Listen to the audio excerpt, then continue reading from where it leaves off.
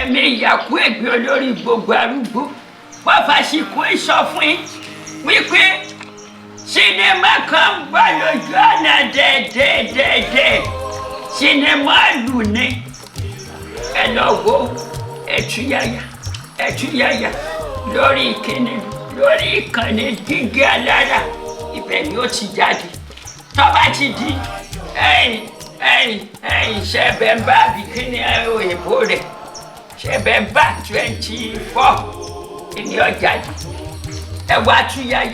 ẹ̀túyàyà ẹ rí i pé kànnì gidi ilé ìkànnì Gígé Alára ìlú Yorùbá ló nílùú Yorùbá ló láṣà Yorùbá ló lédè nǹkan kì í sínú ọ̀nù ẹ ti fẹ́ràn rẹ̀ jù èmi Iyakuegbe olórí gbogbo Arugbo èmi náà kópa nù rẹ̀ ipa pàtàkì mo sì kó ẹ̀rí àríkọ́gbọ́n gidi nínú rẹ̀ nínú sinimá lù ẹ lọ gbogbo ẹ̀yẹ èèyàn ní Nàìjíríà ní nílùú èyìnbó